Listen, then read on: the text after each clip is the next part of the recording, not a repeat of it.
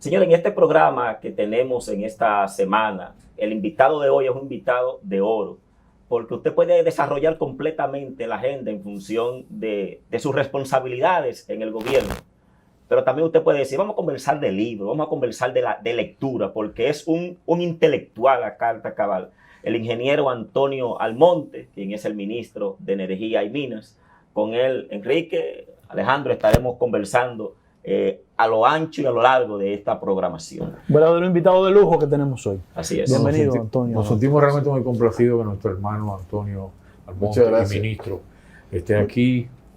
Para nosotros es muy importante tu presencia, lógicamente por la función que actualmente tiene. Energía es algo vital y combinado eso atraviesa la vida entera de todo el mundo. Aquí estamos con energía y la sociedad, la vida moderna depende plenamente de todo el circuito que tiene que ver con energía y del componente mineral, porque resulta y viene a ver, Andrés, que no se pueden fabricar celulares sin mineral X. Exactamente, la llamada piedras preciosas. Entonces, esa es una posición muy relevante. Complacido, hermano, y quisiéramos realmente saber cómo recibiste el ministerio, aunque empezar por ahí, y cómo crees que ha estado la conducción este año y medio.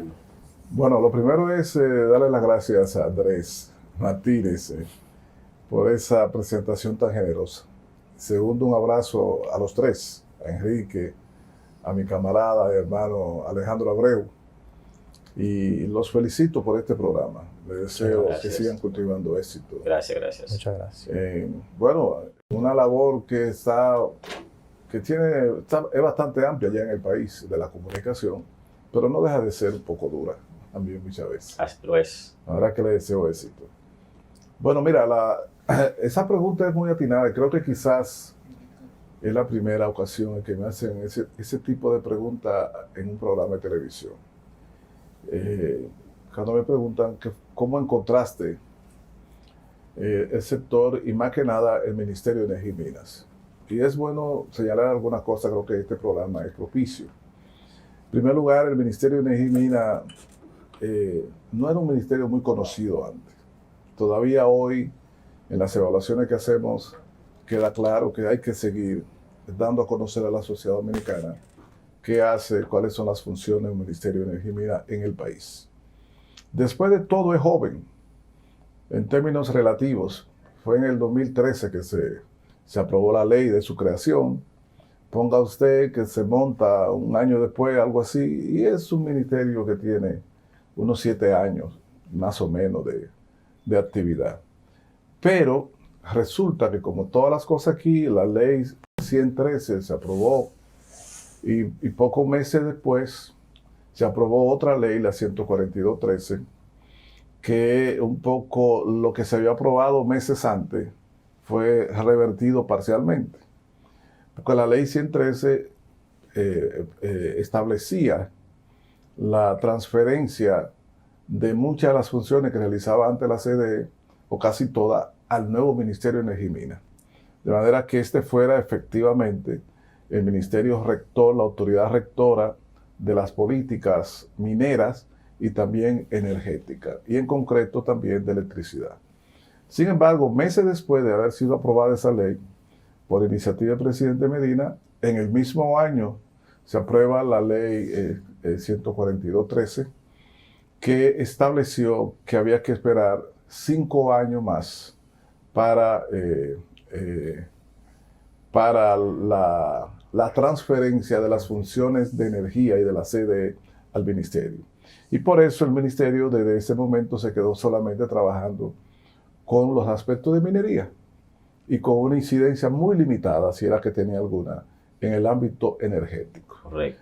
Resulta que en el país las dos actividades son muy importantes, pero la que tiene una presencia cotidiana más notorio es el tema eléctrico. Correcto. Entonces, claro, el ministerio sentarse de ahí y la CDE seguir asumiendo el rol que tenía de siempre, pues, bueno, pues entonces el ministerio se redujo a algunas gestiones que tenían que ver con permisos de exploraciones y de explotación de algunos yacimientos mineros, sobre todo las que son más frecuentes, que son las no metálicas. O sea que como energía y mina tiene menos años que 7. Claro, como energía realmente, y Mina tiene el tiempo que tengo yo ahí. Okay. Porque fue... Sí, la fusión porque, se dio. ¿por qué te digo? Porque aunque la ley 142.13 decía que 5 años después, dentro de 5 años, es decir, en 2018, no se hizo. pasaría, tampoco se hizo. Okay. La CDE siguió de largo y Danilo O sea que siguió tú de estás largo. construyendo un ministerio. Entonces a mí me toca recibir un ministerio que solo tenía la parte de Mina. Importante información. Entonces es en el decreto que se me nombra, perdón, el mismo día que me nombran ministro, ahí se emite otro decreto el 16 de agosto de 2020, el presidente Luis Abinader, el 142-20, en el cual se establece al Ministerio de Energía y Minas en apego a la ley que he citado como la máxima autoridad y se le transfiere, se ordena transferir todas las funciones que todas tiene. las funciones de la CDE al Ministerio de Energía y Minas. Y también se plantea la liquidación de la CDE, que es una cosa que hay que explicar lo que eso significa. Ha creado confusión en alguna Ha creado confusión y alguna gente Sí. no confundida la ha manipulado para confundir a los que no dominan el sector, no dominan el tema. Entonces, de golpe, amigos, yo me veo en la obligación de lidiar con la CDE, que ustedes saben que siempre fue un monstruo. Claro. A mí me entregan la CDE, pero también me entregan la parte viva del ministerio. Pero la CDE me llegó embarazada porque tenía dentro a Punta Catalina. ¿Entienden cómo es? Y casi para parto. y no cualquier cosa. Y no embarazada y no de cualquier cosa. Entonces tenía dentro Punta Catalina. Pero no solamente embarazada por eso, sino que la CDE también tenía dentro la Unidad de Electrificación Rural y Suburbana, UERS. En otras palabras, de repente en agosto del 2020, yo me he visto como ministro de Energía y Minas, el jefe de la CDE, el jefe de la UERS y de Punta Catalina. Pero no termina ahí. En el mismo decreto 142-20, el presidente designa al ministro de Energía y Minas, a quien les habla, presidente del Consejo Unificado de Administración de las distribuidoras, de las 3 distribuidoras. Hágame usted el favor de decirme si eso no es demasiado cosa para una sola persona. y lo que tiene que ver con la energía, el sector hidráulico. No, se continuó. Y la hidroeléctrica siguieron su ritmo. Sí, adscrita al ministerio, pero no significa que yo en la cotidianidad. No, directa no. Y también la empresa de transmisión. Pero lo que yo le quiero decir es que fueron demasiadas responsabilidades para simultáneas. De golpe. Pero es todo eso en el marco de lidiar con la vorágine, hay que reconocer, de compañeros y compañeras buscando empleo. Porque es fácil ver la cosa desde ahora, pero no el 17 de agosto. Si tú la ves el 17 de agosto y 18 de agosto y 19 de agosto. Eso metía miedo ese día ahí. Claro, pero al mismo tiempo con un mandato y de una vez de que antes de mayo tenía que hacer las liquidaciones que correspondía al mayo siguiente, el 21, de la CDE. Ajá. Entonces, todo lo que yo oigo a mi amigo Alejandro que me decía fuera de cámara que yo estaba sentado en una olla de presión. Literalmente es así. Porque desde que yo comienzo, nada más con lo que le he descrito, ya ustedes saben que eso es... Cosas mayores. Son cosas mayores y es conflictivo porque que a ti te planteen la liquidación de una institución como la CDE es un conflicto.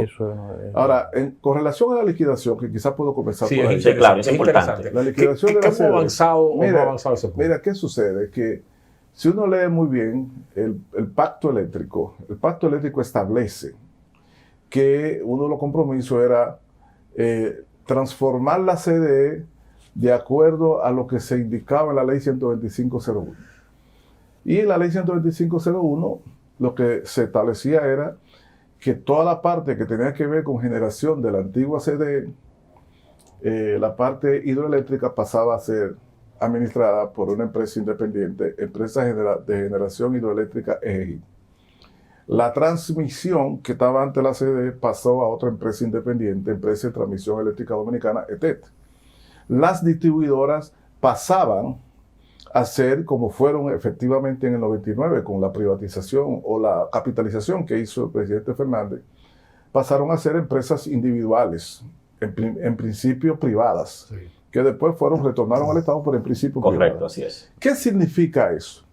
Que la CDE se quedaba sin transmisión, sin distribución y sin generación, sencillamente reducida a una especie de holding que seguiría manteniendo en ese momento una serie de contratos que no se habían logrado terminar, que ya por lo famoso IPP, con Smith & Enro y otras empresas, con aquello tiempo Coyentris, etc. Pero quedaba reducida a una especie de holding, pero bien pequeño. Es decir, que podía funcionar en una o dos oficinas. Sin problema. Garantizando, supervisando su contrato, cobrando, etc. Pero ya no tendría un rol de líder en el sector, ni rector en el sector, porque era lógico. La creación del mercado eléctrico mayorista y consecuentemente, o sea, el mercado de contratos y el mercado de spot, y la participación privada sustancial en la generación térmica, dueña de toda la generación térmica que se vendió en el sector privado, y entonces la creación de la Superintendencia de Electricidad y de la Comisión Nacional de Energía apuntaba a que aquí se había conformado el esquema del sector eléctrico que ya había sido fruto de transformaciones en muchos países del mundo y América Latina en los años 80 y 90. La llamada reforma del sector eléctrico que dio paso a la introducción de elementos de mercado, es decir, de competencia, regulación, independencia, etc. El famoso Y mercado spot. Y en ese momento, y en ese contexto, en ese mundo, la CDE aquella ya no tenía sentido. Porque la CDE, ¿qué era? Un monopolio estatal completo. Correcto. Que fijaba tarifa, construía planta, distribuía, transfería, transmitía electricidad, cobraba. Correcto. Y a veces pagaba. Es decir, estamos hablando de un monopolio estatal público total, pero si ya el mundo eléctrico no es así, ella no tiene ningún sentido. Claro. Correcto. Por eso se ordena entonces la liquidación. Entonces se ordena. Y que el ministerio asuma Se su ordena, función. ¿por qué?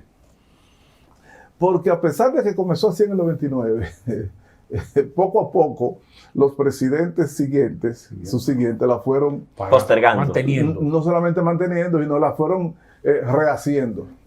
Se recompro Edenorte, se recompro Edesur, se recompro Edeste, en años diferentes, entre el gobierno de Hipólito y después de Leonel, y entonces no se terminó la personería jurídica independiente y propia a la de transmisión y a la hidroeléctrica, se mantenía como subsumida dentro de la CDE, y entonces los presidentes veían mucho más fácil lidiar rápidamente con el jefe de la CDE para un contrato, para un proyecto, y en lugar de hacer licitación a través de la distribuidora, ponían a la CDE a hacerlo, aunque la ley establecía que era la distribuidora.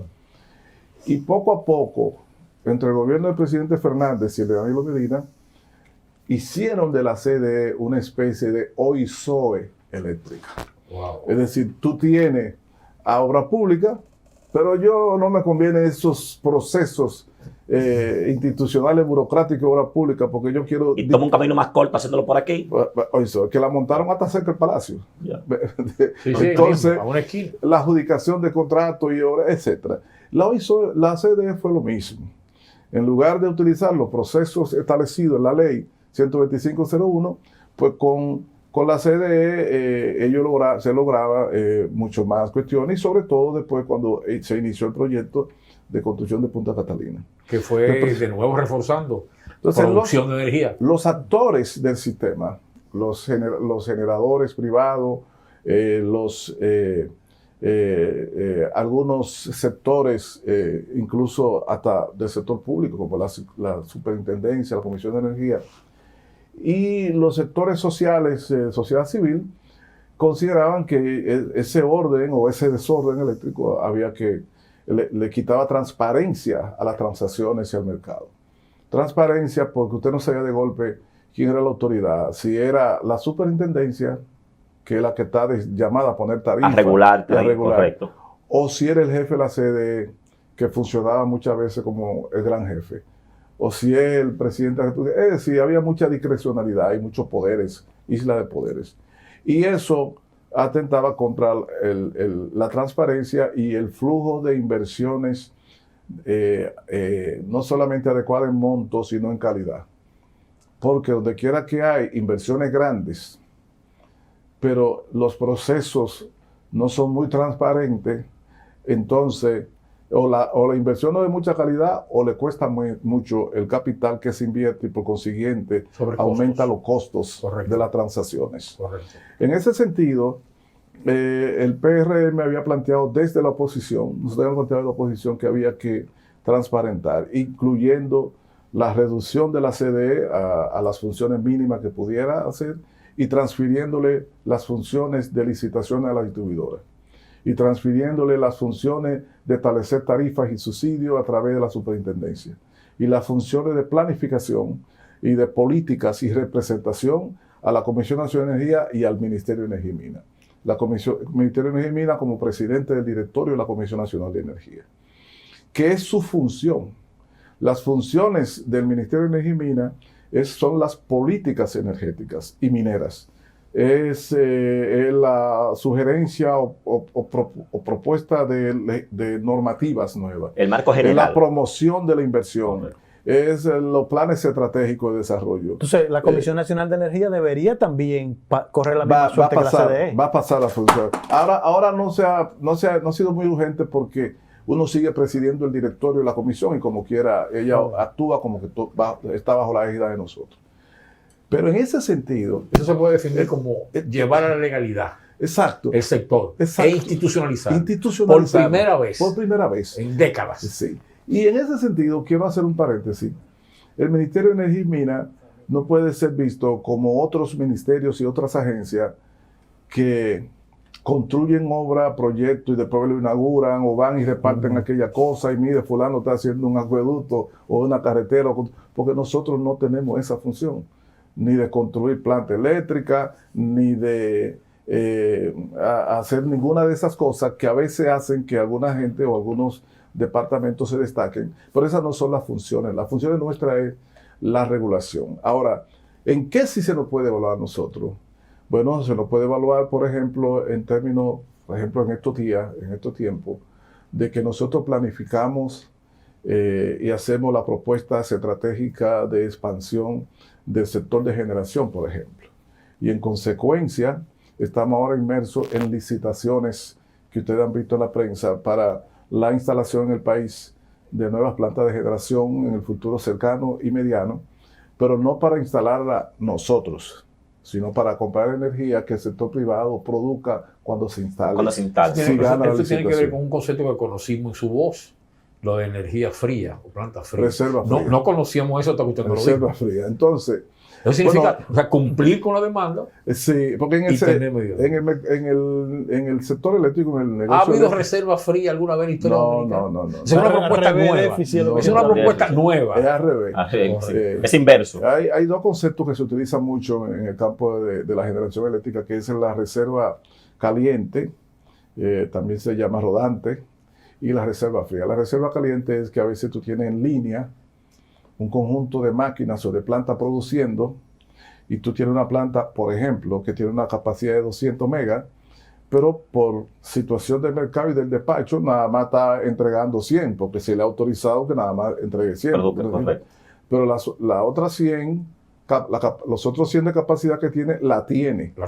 Que podía crecer cuando le indiquen. Correcto. Entonces, esa es una reserva, pero caliente, porque la planta está funcionando. Okay. Es como el acelerador de un auto. Exactamente. Él va a 200, pero tú vas a 100. Tú vas a 100. Pero el vehículo está ahí, tú no tienes que acelerar. Tú tienes 100 más. No, tienes que darle un botón. Si acelera, aumenta la velocidad. Esa es la energía caliente. Esa es la reserva caliente.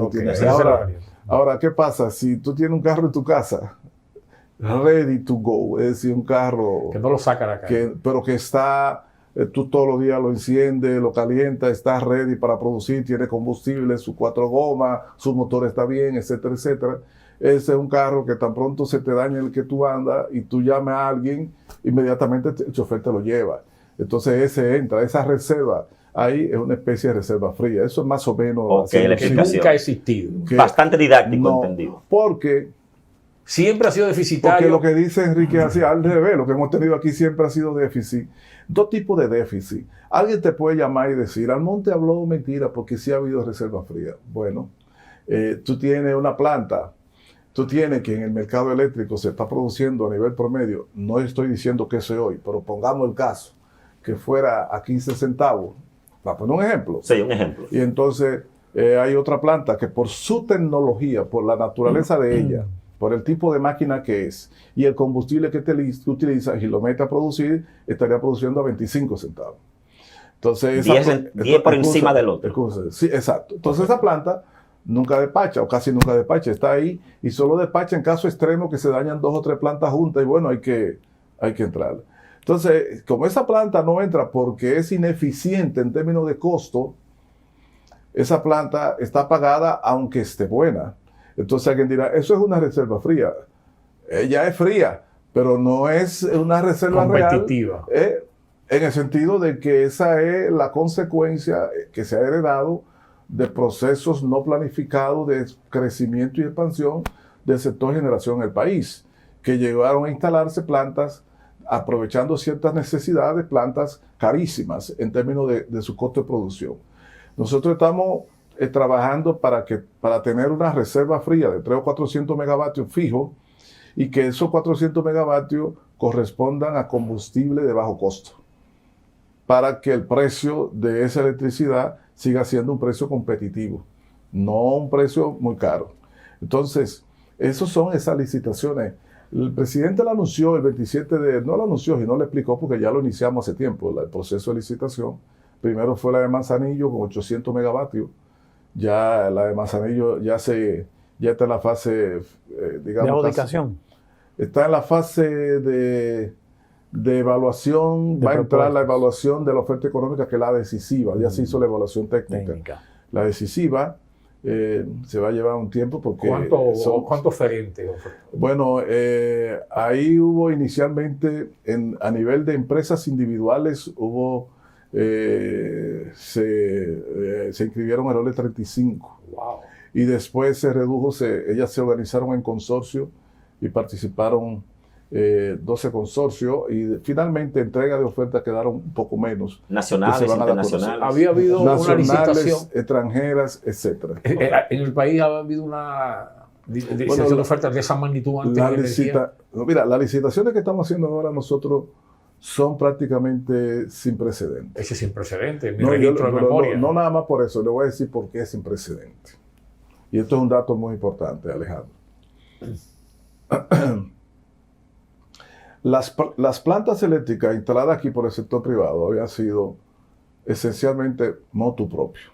O sea, el sector privado viendo una demanda, iniciativa, no el Estado que lo instala. No, una demanda muy grande y aprovechando el mercado, pues construían su planta. Para vender. Para vender electricidad. Correcto. Y eso es positivo. Eso no es natural. Con su dinero, hacen su gestión y construyen su planta y se instalaban en donde estimaban era conveniente, compraban la planta, la tecnología que estimaban era conveniente y del tamaño que estimaban era competitivo. Lo que manda la ley y lo que fue la reforma en el 1999 y lo que había sido la experiencia de la mayoría de los países, de América Latina sobre todo, era que los gobiernos, a través de la Comisión de Energía o el Ministerio de Energía y Minas, hacían un estudio indicativo que servía de referencia en cuanto a qué cantidad de megavatios había que construir en el año tal, en qué lugar del país y cuáles tipos de tecnología, partiendo de la demanda y partiendo de una planificación. De una planificación global. Y de diseño de políticas. Que implicaba... Queremos llevar que el sector predominante sea tal fuente de energía. Tal fuente de energía. Manejando la fuente de energía. Claro, manejando la buscando fuente. La más barata y la menos daño al medio ambiente. Buscando medio ambiente y buscando precio. Correcto. Pero además, todas las plantas están entre Jaina y Macorís. Oye, pero ¿y el Gran Cibao? Claro. Entonces vamos a descentralizar la producción porque eso tiene muchas consecuencias. Por un lado, instalar plantas eléctricas suficientes en el Gran Cibao estimula la inversión en determinados tipos de actividades porque tienen cerca ahí Segundo, nosotros desconcentramos o descongestionamos las redes de transmisión que no tienen que evacuar toda la energía por el mismo canal. Por el mismo canal de Boca Chica y de aquí del este. Entonces, se planifican por muchísimas razones seguridad medioambiental, por la accidentes, instalación. naturaleza. Exacto. Etcétera. Entonces, por eso se establece, porque una cosa es la visión estratégica del Estado. Y Claro. otra cosa, yo como empresario. Como el que gran digo, regulador. Yo como empresario digo, yo tengo aquí un solar, déjame ponerla aquí. Es que para eso está el Estado. Que es lógica su decisión, pero la racionalidad del Estado es otra. Claro. Es decir, entonces, que en el sector en general hay una ausencia del rol del Estado, Del Estado. en gestión de política pública sostenible y proyectada en el tiempo. Gracias, Alejandro. Así mismo es. Entonces, es la primera vez que el Estado dominicano, un gobierno aquí en el país, hace lo que estamos haciendo. Oiga, pueblo Porque- dominicano, perdón, Antonio, pueblo dominicano, escuchemos que este es un programa para mí de perspectiva histórica. Estamos asistiendo a una clase, a una cátedra. Yo a Antonio lo conozco, es un hombre que es preparado y que se preparó para la función que está ejerciendo. Aquí las explicaciones están muy claras. Objetivo del gobierno, institucionalizar el sector, llevarlo a su legalidad, por primera vez en toda su historia desde Trujillo. Definir una política de Estado, darle seguimiento a esa política de Estado para garantizar reserva energética, cumplir la demanda y reserva energética y elegir las mejores opciones. Esa es la otra gestión. Ahí estamos colocados el presente futuro, que era la otra parte de la pregunta, pero tú has seguido, sigue adelante. Entonces, alguien dirá, bueno, pero cuando Punta Catalina se hizo una licitación y fue el gobierno que la hizo. Pero esa licitación de Punta Catalina fue para contratar una firma que construyera Punta Catalina. Pero esa firma iba a construir Punta Catalina con dinero del Estado y con préstamo del Estado. De manera que los 3,000 y pico millones de dólares que costó la construcción de Punta Catalina, lo digo así porque yo sigo sosteniendo eso y eso hay una auditoría en marcha que va. ¿Cuándo se supone que sale esa auditoría? Esos números los conoceremos. Hablamos de eso ahora, pero ya está en proceso. Hay 3 auditorías en proceso allá. Económica. Que la gente no lo ve. Hay una auditoría técnica. Esa se supone que comenzó está lista. que comenzó en noviembre, está avanzada. Hay una auditoría de la CDE y ahora en estos días se inicia la auditoría financiera y de costo de construcción de Punta Catalina. Está adjudicándose la licitación en la que se contrata la firma. Podríamos decir que antes de mediados de año o mediados de año. Debemos tener, yo pienso que antes de junio nosotros tenemos, bueno, de antes de junio ya en abril, el mes que viene, entre abril y mayo, debemos tener los resultados finales de la auditoría técnica. La auditoría de la CDE, de gestión de la CDE en el periodo pasado, debe también estar listo antes de junio. Y la de costo, así. Ahora, antes de eso, vamos a tener un precio oficial, porque va a haber un informe parcial que va a incluir esos elementos de esa auditoría. Yo hice un compromiso y mucha gente de mala fe o por lo que fuera me vive atacando que yo decía una cosa en la oposición y después el gobierno está haciendo otro. Yo hice mi compromiso. Yo lancé 3 licitaciones para contratar una firma de auditoría financiera de Punta Catalina y las 3 fracasaron. Finalmente conseguimos una a final del año pasado y esa es la que va a comenzar. Ahora, lanzamos una auditoría para la auditoría, una licitación para la auditoría técnica y esa se está realizando. Y hay otra para la CDE que también se está realizando. Y esas auditorías incluyen la evaluación del licitante virtual famoso aquel, todas las cosas fundamentales del proceso de construcción de Catalina, desde la licitación hasta la construcción final, están siendo auditadas y serán dadas a conocer. Hasta el pago que se hizo de la demanda aquella que... Todo usted va a ver las explicaciones. Okay. Si salió todo correctamente, perfecto, porque yo no pretendo influir. No tengo compromiso con influir, más que en que se haga bien, pero no en que penalice a fulano o no lo penalice.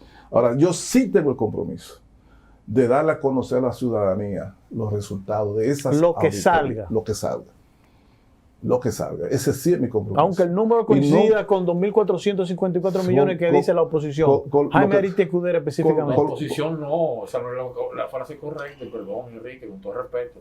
Lo que gestaron en Punta Catalina. Muy bien dicho. Y lo que construyeron, la mejor oposición ahora. Pero ellos estaban allá y fueron las que gestaron. O sea, que ahora son oposición.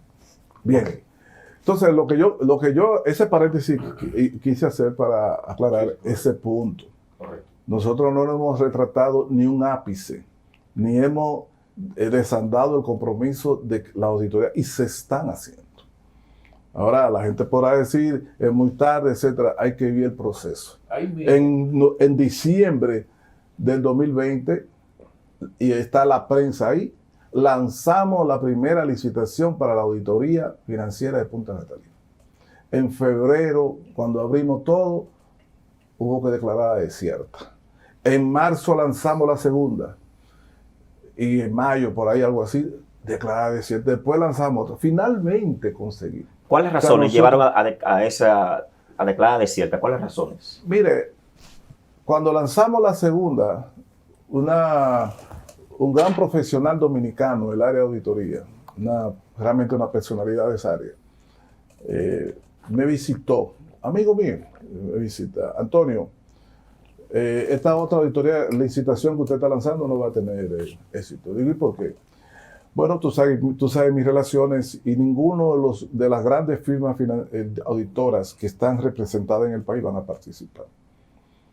Y hay tales cosas, digo, ¿y por qué? Dice, bueno, porque todas le han trabajado o a Odebrecht o a alguna de las empresas que están vinculadas a el proceso de construcción. Entonces serían y además, todas esas famosas firmas auditoras le hacen auditorías anuales o cada 2 años a las grandes empresas del sector eléctrico dominicano. Y no quieren verse comprometidos. No quieren verse en resultados Correcto. que lo lleve a conflictos. Correcto. Y entonces eso fue duro. Lo que pasa es que en esta cosa, como decía Alejandro antes de comenzar, gobernar es difícil. Lo es. En esta cosa hay que estar ahí adentro para uno darse cuenta. Entonces, ¿quién la aceptó finalmente? Finalmente hubo varias firmas que participaron, la aceptaron, y ahí otras, y ahí yo, pero firma con renombres también. Okay. Con renombre y otras. Esperemos que lleguen los resultados para que la sociedad se entere. Firma con renombre, pero ya hasta ahí lo dejo esa parte. Perfecto, en esa misma lógica, Antonio, se asumió el pacto, que ese es un punto que se criticó, ¿no? Y que se criticó el PRM, que había criticado el pacto y que después suscribe el pacto y lo deja en eléctrico y lo deja más o menos igual. Diste una explicación en su momento por las razones e incluso recuerdo que señalaste, porque es que el problema es que la gente tiene memoria selectiva, la memoria tiene que ser completa. Tú señalaste, según recuerdo específicamente, que aún asumiéndolo, no estaban de acuerdo con algunas cosas de las que estaban ahí. Recuerdo que exactamente esa fue la declaración, que se aceptaba como una condicionante para que el sector no perdiera más tiempo en avanzar. ¿Cierto? Así es, Alejandro. Tú le diste seguimiento correctísimo a eso. Así mismo. Y es la explicación que yo di, la que puedo dar ahora y la sostengo todavía. Yo le he dicho a mucha gente, vayan a las cartas y las publicaciones que nosotros hicimos cuando nos retiramos del pacto eléctrico. ¿Y por qué no lo firmamos? Y ustedes encontrarán que en el último documento publicado del partido sobre eso, se detallan mínimo de 10 puntos que entendíamos esenciales, pero que no estaban recogidos en el pacto eléctrico. Nosotros no dejamos de firmar el pacto por lo que contenía, sino por lo que le faltaba. Y como eso que le faltaba era esencialmente responsabilidad de su ejecución del gobierno. Ustedes ahora suscriben. Si nosotros llegamos al gobierno, no podemos seguirle reclamando al gobierno que ya se fue. Eso tiene lógica total. Entonces podemos seguirle reclamando al gobierno que se fue. Y si se retiraron porque les faltaban cosas, tienen que agregarlo en él. Claro, no, y si lo agregaban o no, poco importa, porque nada le impedía al gobierno, ni le impide al gobierno que cosas que son más o menos de consenso y positivas, la ejecute. Perfecto. Lo que no puede crear problemas. Claro. Pero solo que sea positivo y asumido adelante. Correcto. Entonces, por esa razón, fue que nosotros aquella vez, no porque decíamos que ese es un pacto que no va a resolver nada. Entonces, nosotros decidimos firmar el pacto e introducir algunas iniciativas que queríamos introducir. Y fíjense, esa posición correspondió a ese momento y a esa circunstancia. Al cambiar la circunstancia y tener el rol de regulador y de poner la dirección de la política, entonces ahora ustedes dicen, podemos asumir el pacto a ese nivel y nosotros nos encargamos de impulsar los complementarios que faltaban. Claro. Y eso, en esa labor que has estado. Por ejemplo, nosotros propusimos en el pacto, en las discusiones, nosotros hicimos algunas reuniones y discusiones bilaterales con el representante del gobierno Danilo Medina a un nivel discreto ya, de partido a partido, en algún momento, y planteamos una serie de cosas. Una de ellas fue la de una estrategia para que las licitaciones para fines de nueva generación se hiciera desde el punto de vista de la planificación del Estado, pero para que invirtiera el sector privado. Y entonces esa no se acogía, sino que se quedaba todo igual. Pero bueno, lo primero que nosotros hicimos fue, después que ganamos, fue lanzar la licitación de Manzanillo, en donde nosotros no vamos a construir planta, pero el sector privado está participando en la licitación. Correcto. Y va a construir la planta y una terminal de gas. Y hemos lanzado otras licitaciones para construir plantas eléctricas que de aquí a 4 o 5 años este país debe tener miles de megavatios más de plantas eléctricas térmicas, más las eólicas o renovables, perdón, la solar, eólica, etcétera, que estamos, de la cual estamos dando contratos, etcétera. Es decir, eso también, hay otras áreas que hemos hecho ajustes, por ejemplo, en el caso de la misma CDE. Esto que estamos haciendo la CDE, la transformación de la web dice explícitamente el pacto que había que cumplirlo y aplicarlo. Esas cosas, y todavía otras que faltan. Naturalmente, alguna gente manipula y no informa bien, y eso por un lado, y por otro lado está el tema de que las transformaciones y los cambios en el sector eléctrico pues se llevan su tiempo, no es algo que tú lo ves de ahora para ahorita, y nosotros lo que sí podemos ver de inmediato en la República Dominicana, y hemos podido ver desde hace un tiempo, es un sector eléctrico, un servicio eléctrico mucho más estable que antes, una provisión y una oferta de electricidad mucho más amplia que la que había antes. Se ha reducido significativamente. Aunque atribuye la oposición ahora, que era gobernante antes, que justamente por ello haber construido Punta Catalina es que está esa estabilidad eléctrica. Argumentan ellos, pregunto. No, porque los apagones que daban siempre, había sido por apagones financieros. No de generación. No era que no había generación, financiero. ¿Y eso se ha reducido? Tenían un nivel de pérdida, claro que sí. O sea, ellos entregaban en promedio, en 10 años del 2009 por ahí al 2019, ellos tenían un promedio de oferta de 85% de la demanda.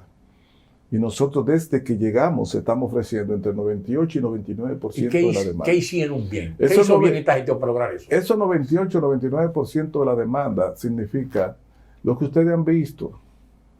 Menos apagones, si es que hay algunos. Los apagones que hemos tenido en los últimos tiempos han sido apagones por averías.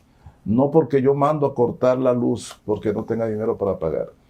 Que dicho sea de paso, esa ha sido una política establecida por nosotros, que como dice Alejandro, ¿qué hicimos? Bueno, son muchas cosas que podemos explicar. Entre otras, tiene mucho que ver con la disciplina que hemos ido introduciendo en el sector, sobre todo a nivel de las distribuidoras. Usted dice, ¿cómo disciplina? Bueno, usted oye la crítica, sí, pero las empresas distribuidoras... ¿En qué han mejorado? Las empresas distribuidoras, el año pasado, 2021, que fue terrible, de agosto para acá, sí, por la crisis de los precios de los combustibles, con todo y eso, el año pasado redujo la transferencia de subsidios del gobierno central al sector eléctrico en 21,000 millones de pesos. En un año, los gastos, llamados gastos operativos que hacía el gobierno en la CDE, en un año yo lo reduje a 3,000, la eliminación de la CDE significó una reducción de 3,655 millones de pesos. Están ahí los datos. ¿Al año o mensual? En un año.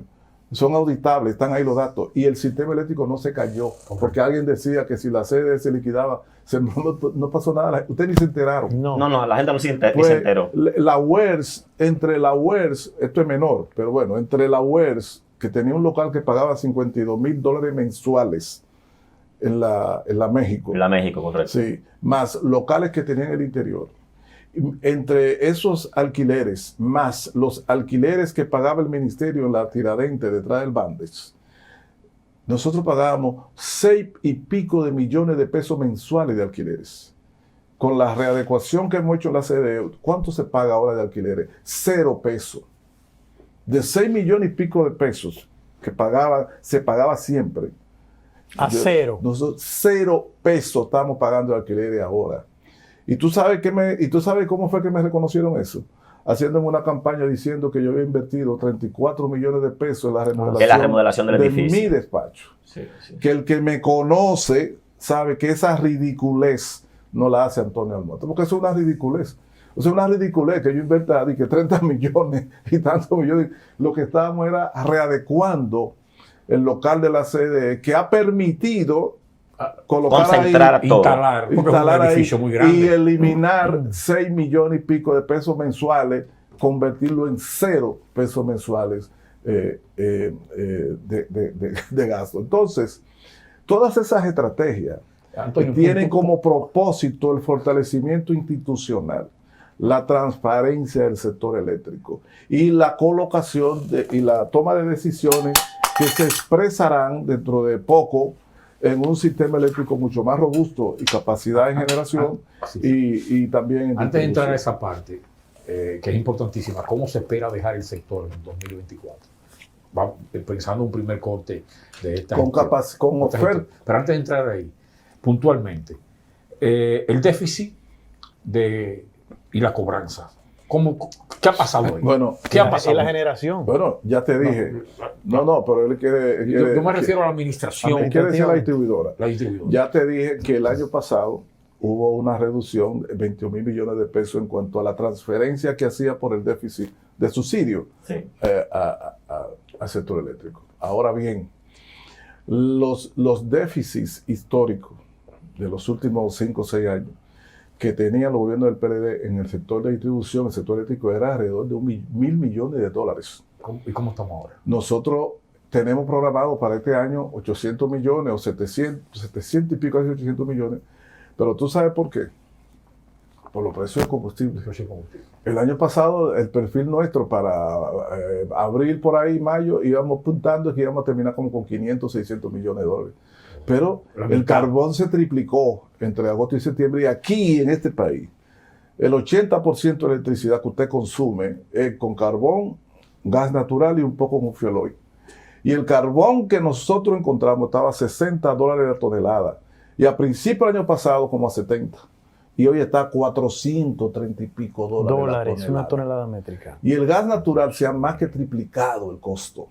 Y el fuel oil también. Dígame usted, si alguna empresa distribuidora que no puede, que compra electricidad con esos precios de combustible a los generadores, pero que no puede traspasarlo al consumidor, sino que tiene que asumir esa pérdida. Si usted le puede pedir a esa empresa distribuidora que tenga un flujo de caja positivo. Es una verdadera olla de presión. En ningún país del mundo. Es una olla de presión.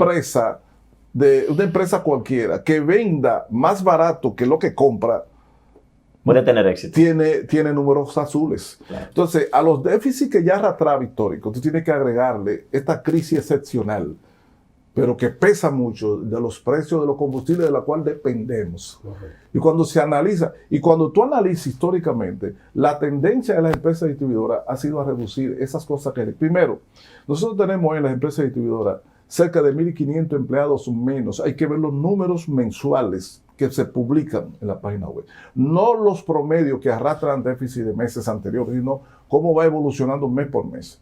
Tiene cerca de 1.500 empleados menos que lo que nosotros encontramos.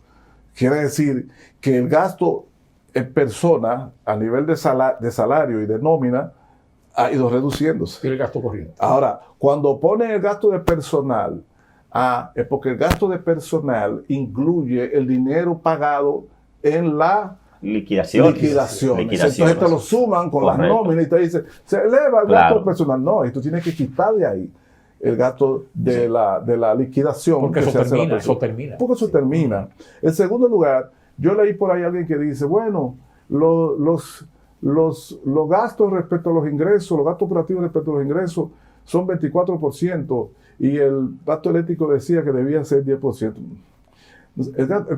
Nosotros siempre dijimos que la meta del pacto eléctrico es llegar a reducir la relación gastos ingresos a menos de 15%. Meta óptima es 10%. La meta no quiere decir que tampoco tú llegues y lo consigues. Claro, exactamente. Ahora bien, ¿por qué da 24%? Porque lo hacen conscientemente, algunos hacen mal el cálculo. El pacto eléctrico establece qué cosas son las que se suman para tener los gastos operativos. Que está el gasto de personal, los gastos a proveedores y otros gastos.